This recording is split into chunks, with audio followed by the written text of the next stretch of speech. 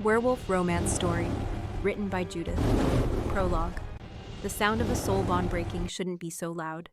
But in the stillness of the Reese Council Hall, Adriana Gonzalez heard every snap, every crack, every fiber of her chest unraveling like clawed parchment.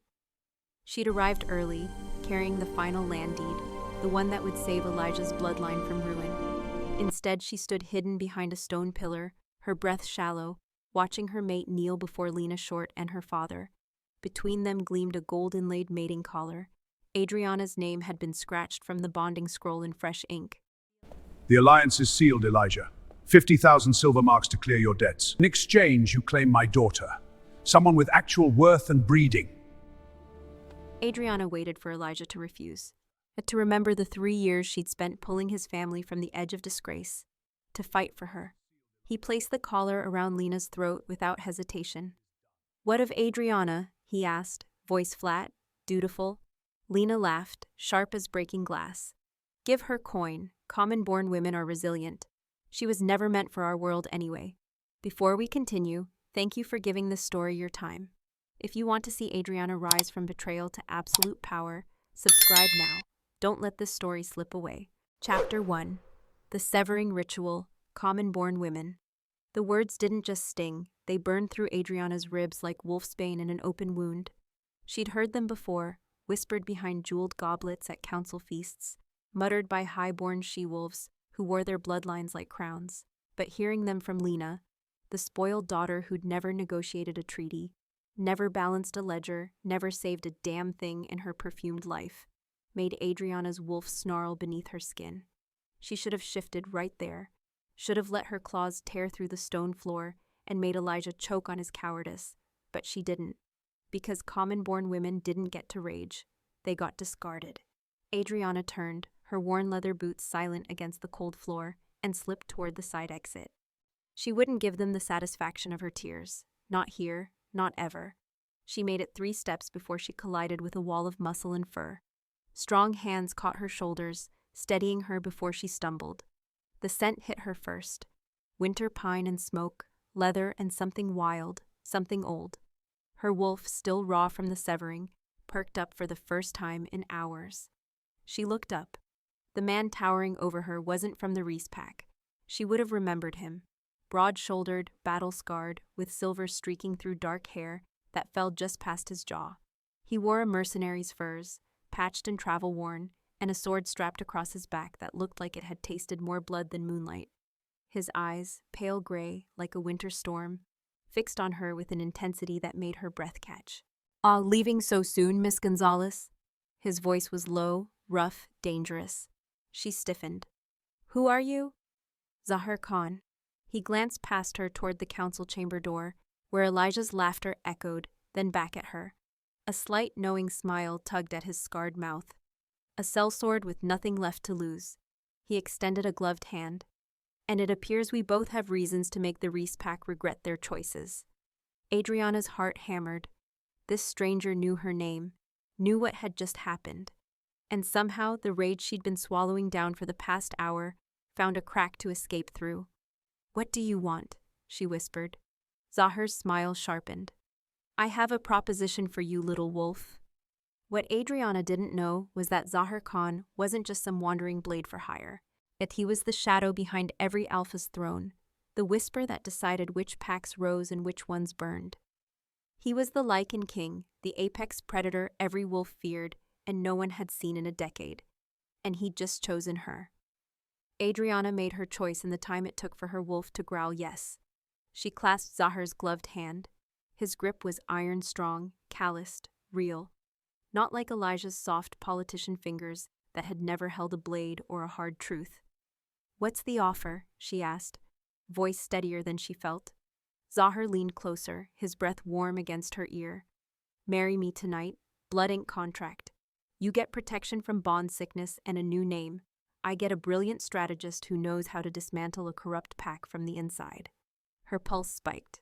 You don't even know me." "I know you saved the Reese bloodline single-handedly.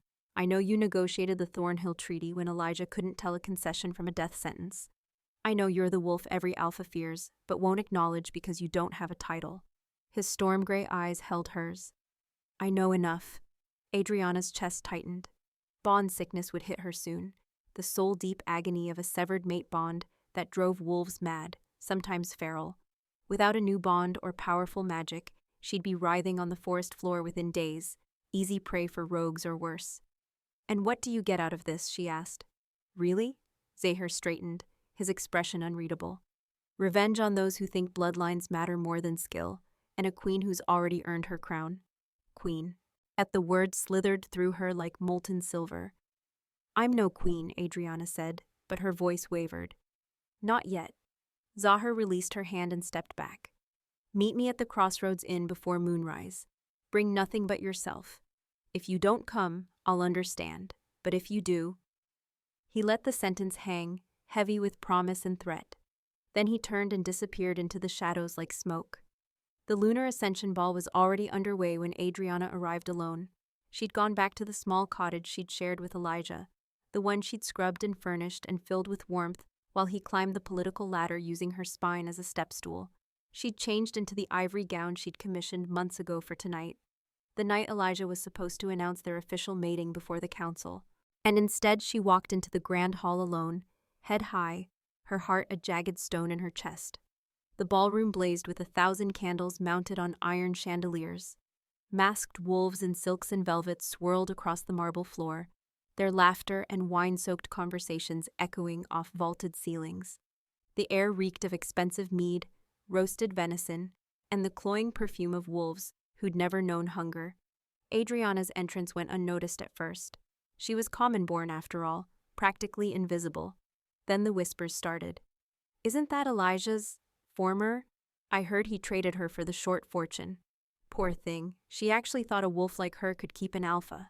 Adriana's wolf bristled, but she kept walking, her chin lifted, refusing to flinch. She scanned the crowd, searching for, there. Elijah stood at the center of the room, his arm wrapped possessively around Lena Short's waist.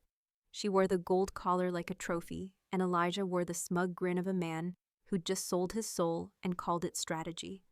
Their eyes met across the ballroom. Elijah's smile faltered, just for a heartbeat. Adriana smiled back, cold, sharp, and utterly unbroken. Then she turned and walked toward the exit, toward the Crossroads Inn, toward a scarred mercenary who'd offered her a blade when everyone else had offered pity. She didn't look back. If you're hooked and want to see Adriana claim the throne that was always hers, you need to subscribe right now. Hit that button. Don't miss the moment she makes them all kneel. Drop a comment. Tell me if you think she should trust Zahir or if this mysterious mercenary has his own agenda. Where are you watching from? I want to hear from you. Like, share, and smash that notification bell because this story is about to get brutal. Welcome to the pack. Now let's watch Adriana burn down everything they thought they knew about power. Chapter 2. The Mercenary's Contract.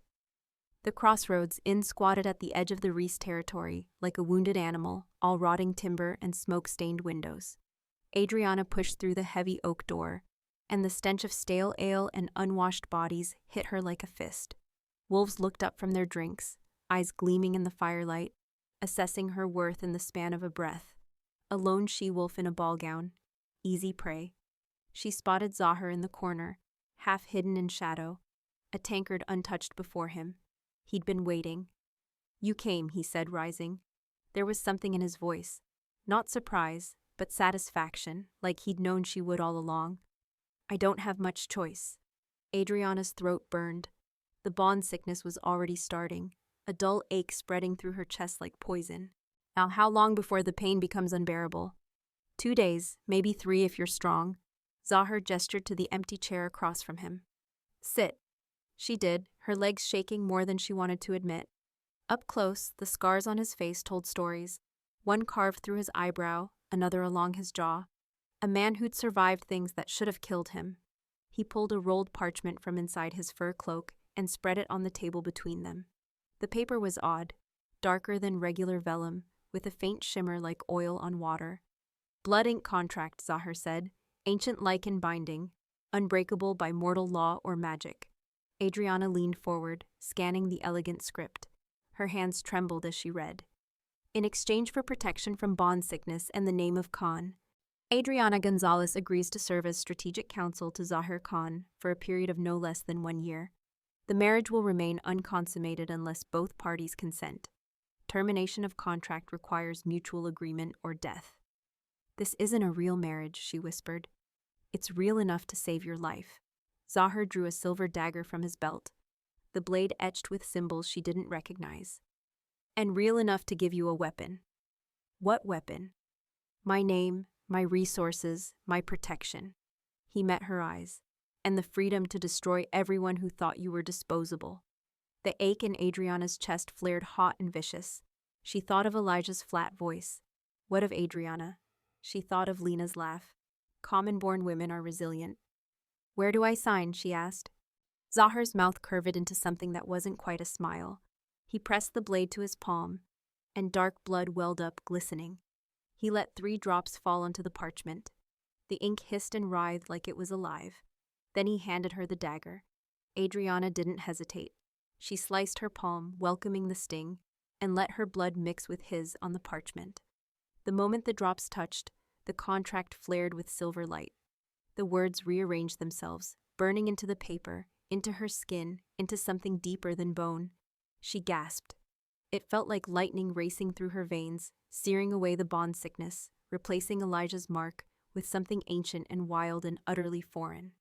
When the light faded, Zahir was watching her with those storm-gray eyes. "It's done," he said quietly. "Ah, you're Adriana Khan now." The name tasted like iron and freedom on her tongue. "We leave tonight," Zahir continued, rolling up the contract and tucking it away. "My fortress is 3 days north, in the Frostclaw Peaks. The journey won't be comfortable." "I didn't come here for comfort." Adriana stood, steadier now, the pain in her chest reduced to a distant echo. "I came here to survive."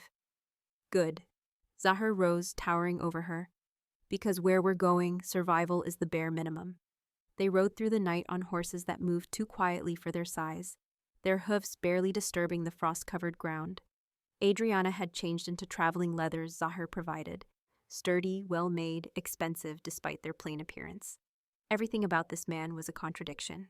"Well, how did you know about me?" she asked as they climbed higher into the mountains. "About what I did for the Reese Pack?"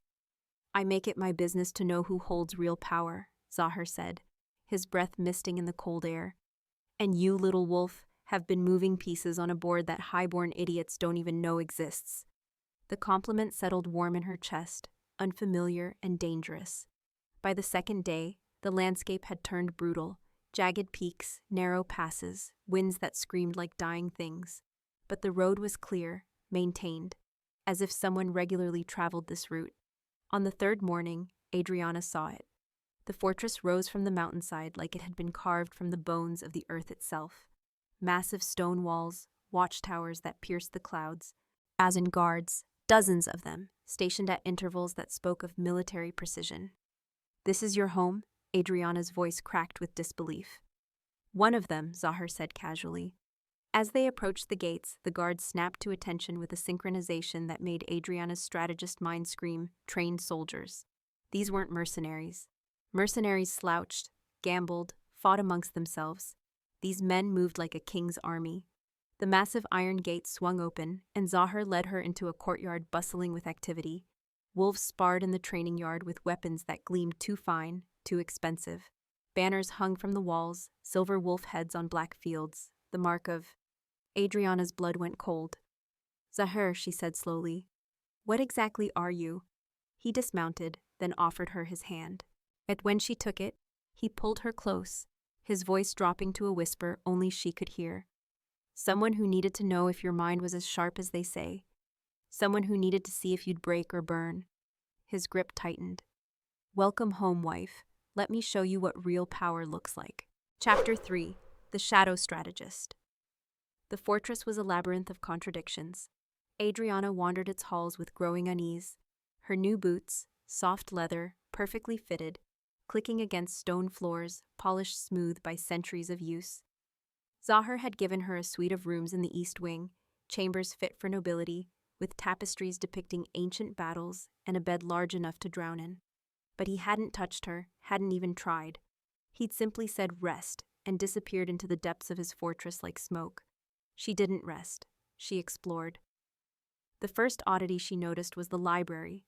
3 floors of books, scrolls, and maps that documented pack territories, trade routes, and bloodline genealogies going back 500 years. No sellsword owned this kind of intelligence archive. And the second oddity was the training yard. She watched from a balcony as wolves sparred below, their movements brutally efficient, their formations textbook-like in Royal Guard maneuvers. She'd memorized those patterns from stolen military manuscripts. These men weren't pretending to be soldiers. They were soldiers. "You're thinking too loud, my lady." Adriana spun. A woman stood in the doorway, tall, dark-skinned, with silver lieutenant's braids woven into her hair. She wore fighting leathers and carried herself like death wrapped in courtesy. "I'm not a lady," Adriana said reflexively. "You married the Khan. That makes you exactly a lady." The woman's smile was sharp. "I'm Sarah, captain of the Shadow Guard. His Majesty thought you might have questions." His Majesty, the title hung in the air like a blade. Questions," Adriana repeated carefully. "Like why a mercenary has a captain, or why your sellswords move like royal infantry?" Sarah's smile widened. "You're as clever as he said. Come, there's something you need to see." She led Adriana down into the fortress's lower levels, through passages lit by torches that burned with an eerie blue flame. They stopped before a heavy door guarded by 2 wolves whose eyes flashed gold in the darkness. Full lichen warriors, powerful enough to tear through steel. Sarah pushed the door open. The room beyond stole Adriana's breath. Maps covered every surface, not just local territories, but the entire continent. Red markers indicated corrupted packs. Black markers showed hunting cartels operating with alpha protection. And in the center, a detailed schematic of the Reese Pack lands with Elijah's name circled in blood-red ink. "Welcome to the war room," Sarah said. "This is where we track the rot in the council." Adriana moved closer, her strategist mind devouring the information. Trade routes that bypassed tariffs, silver shipments that disappeared into noble estates, commoner wolves sold to hunters for sport, their deaths covered up by bought magistrates. And there, pinned beneath a dagger, was a ledger with the Short family crest. Her hands shook as she opened it. Page after page of transactions, bribes to council members, payments to hunters, and a recent entry that made her stomach turn. Acquisition of Reese Pack territory pending marriage consolidation. Asset, Elijah Reese. Liability removed, A. Gonzalez. Liability, they'd written her off like a bad debt. "Oh, they were planning this for months," Adriana whispered. "Elijah didn't just betray me for money, he sold me to them. He told them everything I knew, every strategy, every weakness in the pack defenses." "Yes," Sarah said quietly. "And now they're using your work to expand their hunting operation. 12 commoner wolves have disappeared from Reese territory in the past month alone." The rage that flooded Adriana was clean and cold and absolute, not the hot, messy anger of heartbreak. This was the fury of a wolf who'd finally seen the trap she'd been building with her own hands. "What does Zahir want from me?" she asked. "To give you the tools to dismantle them," Sarah replied, "and to see if you're ruthless enough to use those tools." Adriana looked at the map, at the web of corruption spreading like disease across the territories. She thought of the commoner wolves, the ones like her, invisible and expendable, being hunted for sport while alphas counted their gold. "I'll need access to all of this," she said, her voice steady. "Every ledger, every contact, every piece of intelligence you have on the Short family and their associates." Sarah's smile turned predatory. "His Majesty said you'd say that. Consider it yours. And I'll need runners, fast ones, wolves who can move through pack territories without being noticed. The Shadow Guard is at your disposal." Adriana turned to face Sarah fully. "Then let's begin. I want a full audit of the Reese Pack's financial records for the past 2 years. I want to know every coin Elijah borrowed, every favor he traded, and every promise he made to climb that ladder. And when we find the evidence, we don't just expose him," Adriana said, and her smile was all teeth. "We build a case so airtight that the council has no choice but to strip him of everything. His title, his lands, his precious alliance with the Shorts. We make him watch as everything he sold me for turns to ash in his hands." Sarah laughed, bright and vicious. "Oh, I like you, His Majesty chose well." As Adriana dove into the ledgers, cross-referencing shipments and bribes, she felt something slot into place, a purpose sharper than heartbreak, cleaner than revenge. She wasn't just Zahir's wife or his strategist. She was the reckoning every corrupt alpha had coming, and she was just getting started. Chapter 4: The Hunter's Trap. The letter arrived on black parchment sealed with the short family crest, a golden wolf devouring a silver crown. Adriana broke the seal in Zaher's war room, Sarah standing at her shoulder, and read aloud the words that made her blood sing with anticipation. To the mercenary known as Zahir Khan and his common-born wife, you are hereby notified that your unlawful occupation of Frostclaw Fortress constitutes territorial encroachment upon lands claimed by the Reese Short Alliance. You have 10 days to vacate or face seizure by council decree. Failure to comply will result in military action and the forfeiture of all assets, including your marriage contract, which we have reason to believe was obtained through coercion of a bond-sick female. Adriana set the letter down carefully, at her hands steady despite the rage clawing up her throat. They think I was coerced. They think I'm some helpless she-wolf who needed rescuing from the big bad mercenary. They think we're weak, Sarah said, her voice edged with dark amusement. Undefended, ripe for the taking. Where's Zahir? Adriana asked. Inspecting the northern watchtowers. He said you'd know what to do. The trust in those words settled over Adriana like armor. Zahir had given her command of his forces, his intelligence network, his entire operation, and he'd done it without hesitation, without the patronizing doubt that Elijah had always worn like a second skin whenever she'd offered strategy. She turned to the map, her mind already 3 moves ahead. They'll come from the East Pass, she said, tracing the route with her finger. Yeah, it's the only approach that doesn't require mountain climbing equipment. Elijah's too soft for the hard paths, and Lena won't risk breaking a nail on rocks. Sarah laughed. You know them well. I built Elijah's entire tactical doctrine. He's predictable because I made him that way. Every victory he claimed was my strategy with his name attached. Adriana's smile turned sharp, which means I know exactly how he'll attack, and exactly how to make him walk into a noose. She worked through the night, sending runners to every contact in her growing network. By dawn, the trap was set. The Reese Short forces arrived exactly when Adriana predicted, their banners bright against the mountain snow, 200 wolves, half in the crimson of the Short family, half in the green of the Reese pack. Yet they marched with the arrogance of wolves who'd never faced real resistance, their formation loose, their scouts lazy. Elijah rode at the front beside Lena, both dressed in ceremonial armor polished to a mirror shine. Armor meant for parades, not battle. Adriana watched from the fortress walls, wrapped in a fur cloak, her hair unbound and wild in the wind. Zahir stood beside her, silent, waiting. They've brought witnesses, she murmured, noting the cluster of minor alphas riding behind the main force. This isn't just a land grab. They want to humiliate us publicly. Then let's give them a show, Zahir said, his voice low and dangerous.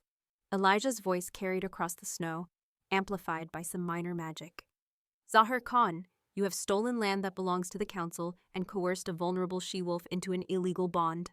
Surrender now, and we'll show mercy. Adriana stepped forward to the rampart's edge, and the shock on Elijah's face was delicious. Hello, Elijah, she called down, her voice cutting through the cold air like a blade. I see you're still letting others write your speeches. That one has Lena's dramatic flair all over it. Lena urged her horse forward, her pretty face twisted with contempt. You should be grateful we're offering you a way out, Adriana. We know he forced you into this marriage while you were sick and desperate. We're here to save you from your own poor judgment. Save me? Adriana laughed, and the sound echoed off the mountain peaks. You mean claim another piece of my work for yourselves? Tell me, Lena, how many of those trade routes you've been bragging about did you actually negotiate?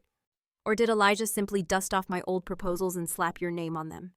The minor alphas shifted uncomfortably in their saddles. Adriana could see the doubt creeping into their eyes. They'd heard the rumors of the Reese Pack's mysterious strategist, the commoner who'd supposedly saved them from ruin. Elijah's face flushed red. This fortress is built on unclaimed land. You have no legal right. Unclaimed? Zahir's voice cut through Elijah's bluster like a knife through silk. Show them, wife. Adriana pulled a scroll from her cloak and unfurled it.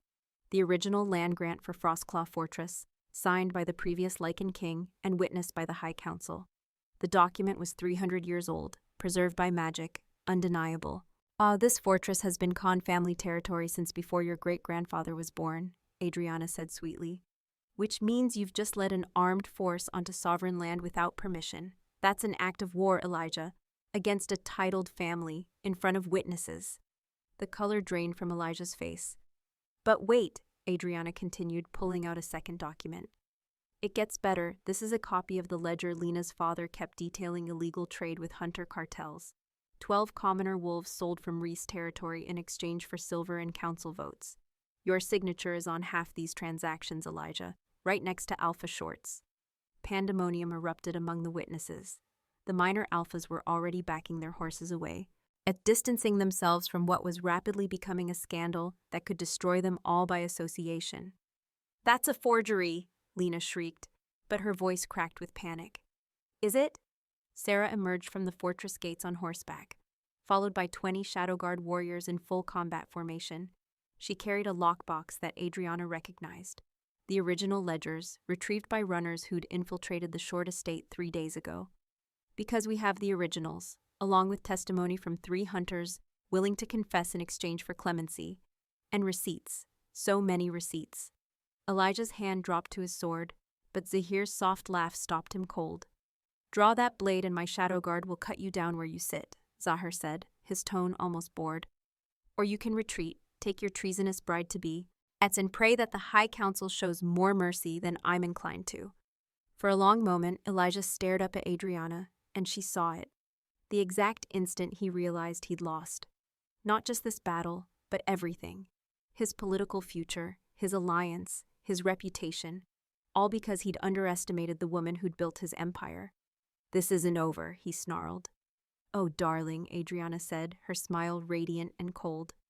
It's been over since the moment you put that collar on Lena. You just didn't know it yet. She watched them retreat, their forces scattered and humiliated, and felt Zahir's hand settle warm on her shoulder. Well played, wife, he murmured. That wasn't the game, Adriana replied, her eyes still tracking Elijah's fleeing form. That was just the opening move. Chapter 5. The King's Reveal, the Lunar Blood Eclipse. Summit was held in the ancient council hall, a massive stone cathedral built into the heart of the Black Pine Mountains. Every alpha of note attended. It was the one gathering where pack politics became species politics, where laws were written and bloodlines rose or fell on a single vote. Adriana had never been allowed inside before. Common-born wolves weren't permitted beyond the outer chambers. Now she walked through the towering bronze doors on Zahir's arm, wearing a gown of midnight silk that Sarah had commissioned, simple, elegant, and expensive enough to make the high-born she-wolf's eyes narrow with envy.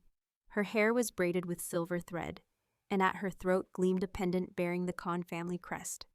The whispers started immediately. That's her, the one who embarrassed the Reese-Short alliance. I heard she's actually the strategist who built the Reese fortune. A commoner married to a mercenary. How did they even get an invitation? Zahir leaned close, his breath warm against her ear. Nervous? Terrified, Adriana admitted. But I've been terrified before. It hasn't stopped me yet. His hand tightened on hers, steadying. Good. Because in about 10 minutes, the real performance begins. The council hall's main chamber was breathtaking. Vaulted ceilings painted with constellations, marble floors inlaid with gold, and a raised dais where the High Council sat in throne-like chairs. Hundreds of alphas filled the tiered seating, their power rolling through the room like thunder. And there, in a position of honor near the front, sat Elijah and Lena, dressed in their finest, flanked by Alpha Short and a cluster of supporters who'd somehow overlooked the minor scandal of hunter collaboration. Lena saw Adriana and smirked, whispering something to Elijah that made him straighten with renewed confidence. The head counselor, an ancient wolf named Magnus Ironwood, struck his staff against the stone floor 3 times. The hall fell silent. We are gathered under the blood eclipse to address matters of territory, title, and treachery, Magnus intoned. First matter, the accusation brought by Alpha Elijah Reese and Alpha by marriage Lena Short regarding illegal occupation of Frostclaw Fortress by one Zahir Khan. Elijah rose smoothly, his politician's smile in place. Adriana had helped him practice that smile in the mirror 1,000 times. Now it made her want to bare her teeth. An honorable council, Elijah began. We bring evidence that Zahir Khan has not only occupied protected lands, but has done so through coercion and fraud. Furthermore, We move that his marriage to Adriana Gonzalez be annulled, as it was contracted while she suffered from bond sickness and could not consent. Objection! Zaher's voice rang through the hall, and something in his tone made every wolf present go utterly still. It wasn't loud, it didn't need to be. It carried the weight of something primordial, something that made hindbrain instincts scream, alpha predator. Elijah faltered. You can't object. You're not even recognized by this council. Head Counselor Ironwood, Zaher said, ignoring Elijah entirely. Now I believe it's time. Magnus Ironwood's weathered face split into a smile that was equal parts relief and satisfaction. Indeed, I was wondering how long you'd maintain the charade. He struck his staff again, and the bronze doors swung open. Through them marched 50 Lycan royal guards in full ceremonial armor, black diamond plate etched with silver wolves, the kind of armor that hadn't been seen in public in over a decade. They formed a corridor through the hall, and every alpha in the room began to understand, some faster than others. Adriana watched as recognition dawned on the older wolves' faces, watched them drop to one knee in a wave that spread through the chamber like wildfire. Zaher released Adriana's hand and walked to the center of the hall. As he moved, 2 guards approached carrying a cloak, the royal cloak, black as midnight and lined with silver fur, clasped with the ancient seal of the Lycan crown. He'd been wearing mercenary furs for months. Beneath them, Adriana realized with a shock that stole her breath, was the black diamond armor. He'd been wearing it the entire time. The guards fastened the cloak around his shoulders, and Zaher turned to face the council. His gray eyes swept the room, and Adriana saw it clearly now. The power she'd mistaken for danger, the authority she'd thought was confidence. This wasn't a man pretending to be a king. This was a king who'd been pretending to be a man. For those who've forgotten, Magnus announced, his voice carrying to every corner of the hall, you kneel before Zaher Khan, first of his name, Lycan King of the Northern Territories, apex of the shifted, protector of the Wild Covenant. The sound of knees hitting stone echoed like thunder. Every alpha bowed. Every highborn wolf who'd sneered at commoners, who'd traded in bribes and blood, pressed their faces to the floor. Every wolf except Elijah and Lena, who stood frozen in horror. Kneel, Zaher said softly, and the command in his voice was undeniable. They knelt, trembling. Adriana's heart hammered against her ribs. She'd married a king. She'd made a blood-ink contract with the most powerful wolf alive. And he'd let her believe he was just a scarred sellsword with nothing to lose. Zaher turned to her, extending his hand. Adriana Khan approached the throne. Her legs moved on instinct, carrying her across the marble floor, while hundreds of eyes tracked her every step. She took Zaher's hand, and then he pulled her up beside him on the dais. Honored council, Zaher said, his voice carrying effortless authority. I present my bonded wife and appointed sovereign peer. By ancient right and blood contract, she shares my authority and speaks with my voice. Her word is law. Her judgments are final. The hall erupted in shocked murmurs. Sovereign peer was a title that hadn't been bestowed in centuries. It meant Adriana had the power to strip titles, grant lands, pass judgment on any wolf in the kingdom, including alphas, especially alphas. No, Lena breathed, her face chalk white. This is impossible. She's common-born. She can't. She can, Magnus interrupted. And she will. Bring forth the evidence.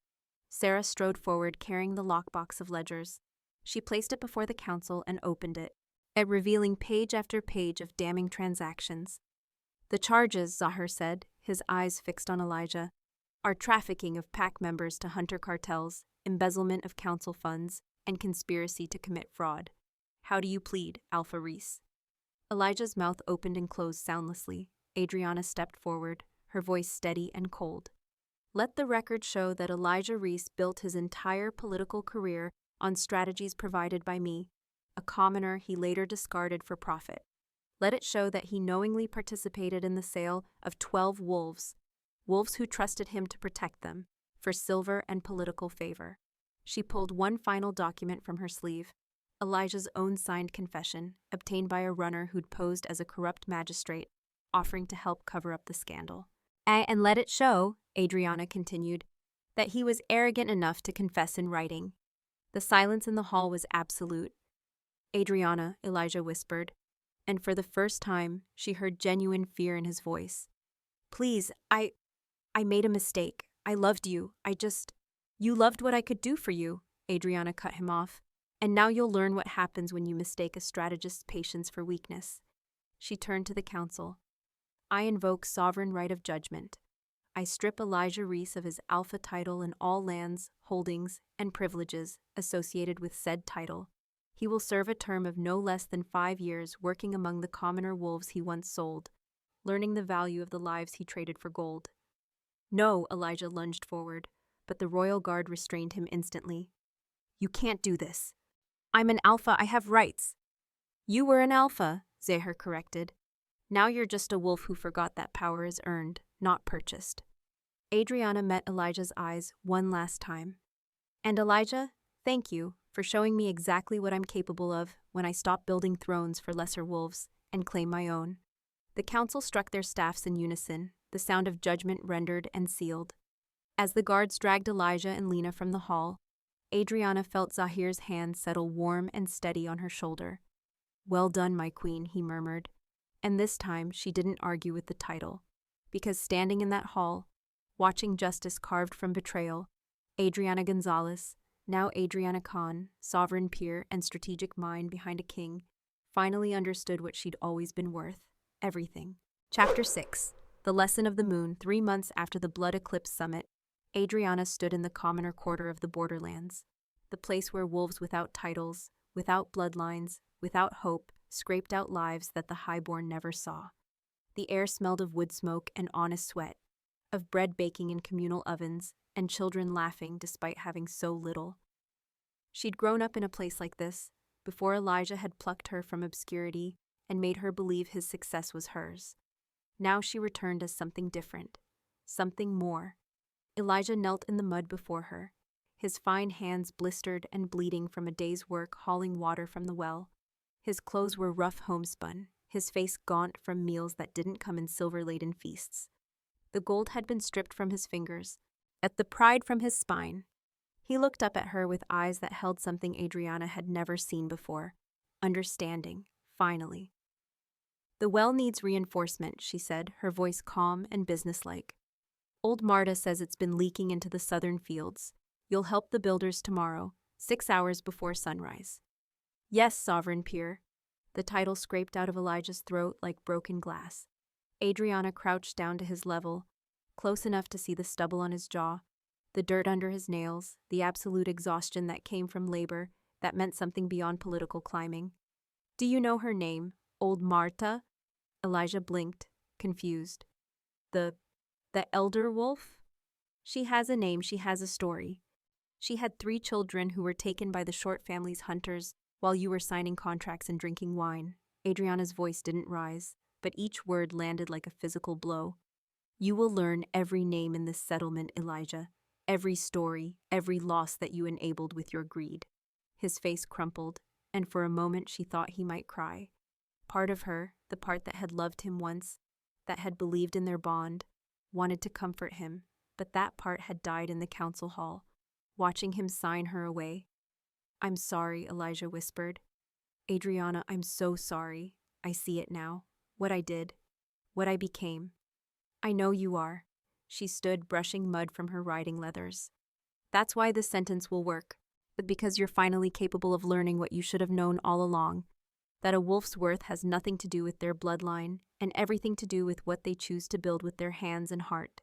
She left him there, kneeling in the mud, and felt the weight of old love finally lift from her shoulders.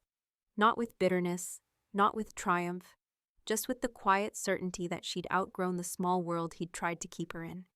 Zahir waited for her at the edge of the settlement, mounted on his black destrier, his silver-streaked hair tied back from his scarred face. He didn't ask how it went. He simply extended his hand and pulled her up behind him. They rode in comfortable silence through the forest, following paths that wound higher into the mountains.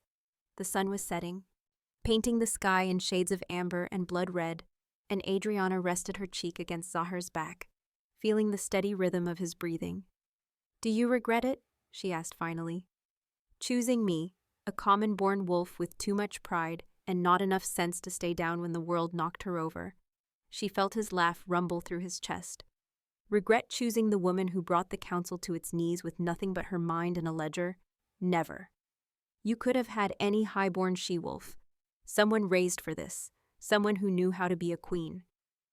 Zahar reined the horse to a stop at the top of a ridge overlooking their kingdom. The Frostclaw fortress gleamed in the distance, and beyond it, the territories they governed, packlands that stretched to the horizon, filled with wolves who now answered to merit instead of bloodline. He turned in the saddle to face her, his storm-gray eyes holding hers with an intensity that still made her breath catch. "I didn't want someone raised to be a queen," he said quietly. "I wanted someone who'd fought for every scrap of respect, who understood what it meant to be overlooked and underestimated. I wanted a wolf who knew exactly how broken the system was, because she'd been crushed beneath it." His hand came up to cup her face, thumb brushing her cheekbone. "I wanted you, Adriana, the woman who saved a failing pack while getting none of the glory, the strategist who could see 10 moves ahead while everyone else was stuck on the first. The wolf who married a scarred stranger in a dirty tavern because survival was more important than pride." He smiled, and then it transformed his harsh features into something almost gentle. "I didn't need a queen born in a palace. I needed the queen who'd been forged in fire and chose not to burn the world down, but to rebuild it better." Adriana's throat tightened with emotion she'd spent months holding back. "I was so afraid," she whispered, "when you revealed who you were. I thought you'd been laughing at me the whole time, the common wolf who didn't recognize a king." "I was testing myself," Zahar admitted, "making sure I wanted you for the right reasons, that I wasn't just collecting another beautiful thing for my court." His expression turned serious. "But every day you spent in that fortress, reorganizing my guard rotations, exposing corruption I'd missed, as treating my soldiers with the same respect you gave my captains, you proved you weren't just brilliant. You were exactly the partner I needed to rule justly." He kissed her then, soft and claiming, and Adriana kissed him back with all the passion she'd been holding in reserve, waiting to see if this marriage of convenience would become something real. It already had. Somewhere between blood-ink contracts and war rooms, between trapping Elijah and claiming her throne, she'd fallen for the king who'd seen her worth when she'd forgotten it herself. When they pulled apart, breathless, the full moon was rising over the mountains, huge and silver and perfect. "The moon goddess has a sense of humor," Adriana said, watching it climb. She broke my bond with a wolf who didn't deserve me and gave me one who does." "The goddess rewards resilience," Zahar replied. "And you, my love, are the most resilient wolf I've ever known." They sat there on the ridge as darkness fell, watching lights bloom in the settlements below, commoner wolves and highborn wolves living under laws that valued merit over bloodline, where a strategist could become a queen and a discarded mate could build an empire from ruins. Adriana thought of Elijah in the mud, learning humility one bucket of water at a time. She thought of Lena, stripped of her title and fortune, working in the same settlements her family had exploited. She thought of every commoner wolf who'd been told they were worthless, disposable, unfit for greatness. "We're going to change everything," she said softly.